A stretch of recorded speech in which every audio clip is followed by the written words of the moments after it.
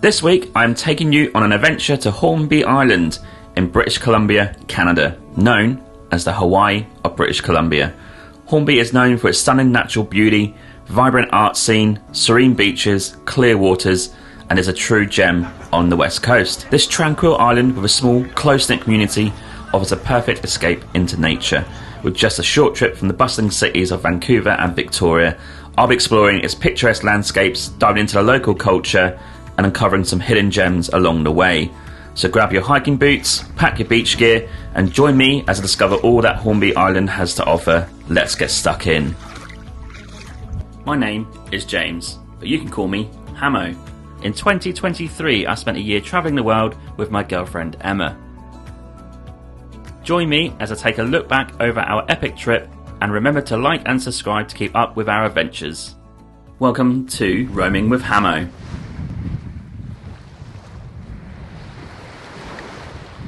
Hornby Island is located in the Strait of Georgia between Vancouver Island and the mainland of British Columbia.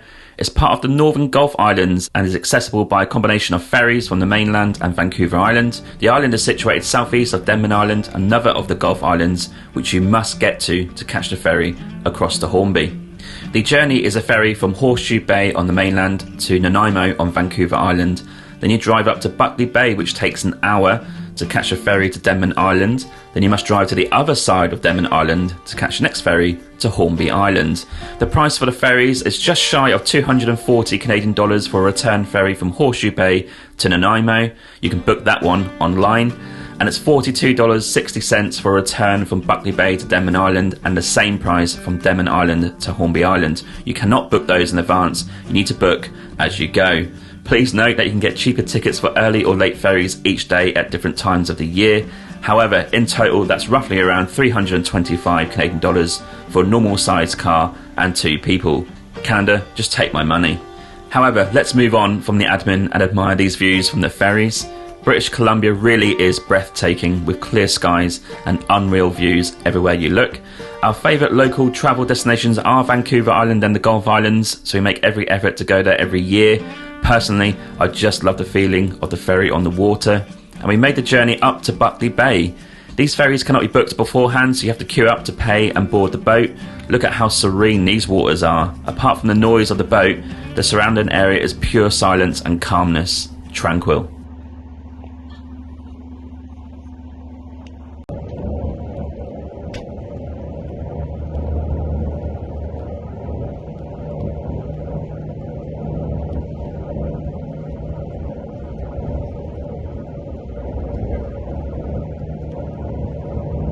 Another drive to the other side of Denman Island to catch our ferry to Hornby before driving to our campsite for the night at Brad's Dad's Land's campsite. This is a private site which you can book online. Very handy indeed, and very nice to stay by the water. What a day and what a journey, and we finished it off with a sunset with these unreal colours.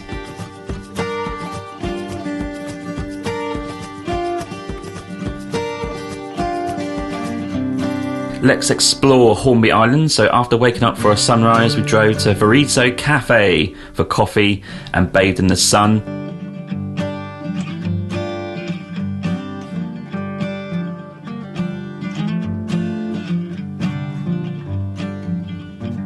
Next door to there is Forage Farm and Kitchen. This is where you can get a trendy brunch, and of course we had one. Great start to the day. We checked out Hornby's Farmers Market, which is open on Saturdays and Wednesdays throughout the summer. At the market you can find an array of stalls featuring fresh, locally grown produce, artisanal breads, homemade jams and handcrafted cheeses. Local artisans showcase their talents with a variety of handmade crafts, including pottery, jewellery, textiles and woodwork. We decided to get an early look at the Tribune Bay just in case the weather deteriorated, but more on that later. Emma loves wine, so we went to a winery at Hornby Island Winery, so I tried the sweet wines and stroked the dog. We finished the day with fish and chips at Ford's Cove Restaurants, which has great views for your dinner, and it's a great day seeing Hornby Island for the first time. The next morning we are back at our favourite haunt, Vorizo Cafe. There aren't too many options on the island if you're not cooking yourself and you're looking for a brunch or breakfast. However, one of the most popular walks on the island is Mount Geoffrey Provincial Park. The loops are fairly easy to moderate, and you can see some sensational views as you go around. This reminds me of the Sagana bamboo forest in Japan. And we found this awesome little lookout point on our trail. Absolutely loving the views of the island and Denman Island in the distance.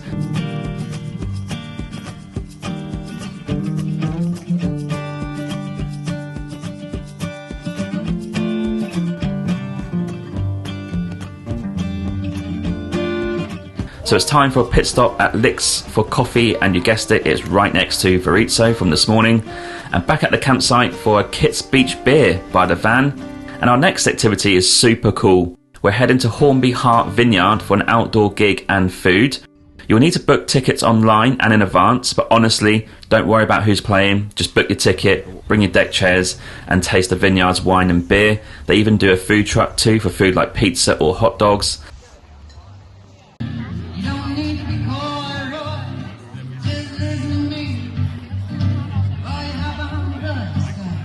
Look at this venue, so cosy. This is a classic Canadian activity. Time for another sunset at the campsite. Alright, you want some beach action? Let's go, let's get stuck into some. So early in the morning we're heading out to the beach with our coffee, and we don't know what to expect, so here goes.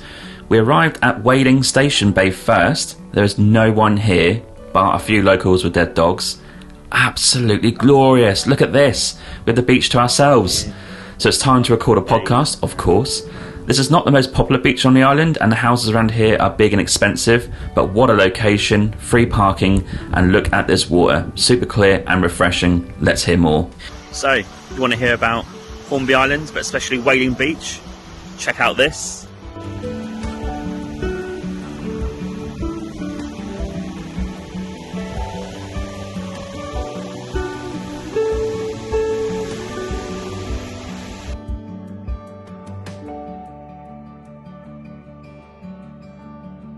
It is more of a local beach, and we chilled out in our deck chairs, enjoying the view with our coffee, and it had the perfect temperature for enjoying the breeze. What a dream place, and what a start to the day.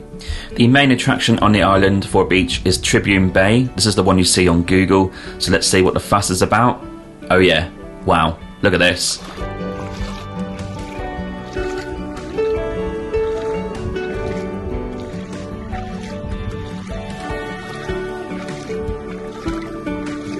Tribune Bay is one of Hornby Island's most stunning and popular destinations, often referred to as Little Hawaii. And this bay features a spectacular sandy beach with crystal clear turquoise waters that rival those of tropical paradises. Located on the southeast side of the island, Tribune Bay is part of Tribune Bay Provincial Park, which offers visitors over a kilometre of pristine sandy shoreline, and we definitely hit that up. Look at this water, how clear is that? The day is starting to warm up, and I'm absolutely loving lazing about in the shallow waters. I don't want to move, and I probably won't. Trust me, the water is mild and warm. And Tribune Bay is renowned for its natural beauty and serene atmosphere, making it a favourite amongst locals and tourists. Whether you're looking to soak up the sun, enjoy water activities, or simply take in the breathtaking views, Tribune Bay is a must-visit destination on Hornby Island. This place enchants me. We've seen the photos and the videos online, but they don't do it justice. It simply is sensational and is a must. I can see why people flock here every summer. So we stayed there all afternoon, and one tip I would have is to bring something for shade, as there's a lack of it on the beach, so make sure you apply some sun cream too and bring a hat. But honestly, we are so glad we saw this place. I know it's probably quite popular amongst British Columbians, but honestly you have to visit if you come to Canada. And that wraps up our incredible journey to Hornby Island, from the stunning beaches of Tribune Bay to the dreamy sunset gig at Hornby Vineyard. This little slice of paradise has truly captivated our hearts. We hope you enjoyed exploring the island with us and got a taste of its natural beauty and vibrant community. The journey is long to reach the island from the mainland and is expensive, but it is worth it. We love the beaches, the views, the trails, the coffee, the campsite, the wine, the beer and the vibe. If you want to read more about my time on Hornby Island, click the link below to read my blog. Returning to real life, we're absolutely gutted that this little dream has ended. And if you're visiting Vancouver, add this to your itinerary. You'll come away with unbelievable memories and unbelievable views. See you next time. Please follow and subscribe on my YouTube channel today, and let's go and see the world. Cheers, Hammo.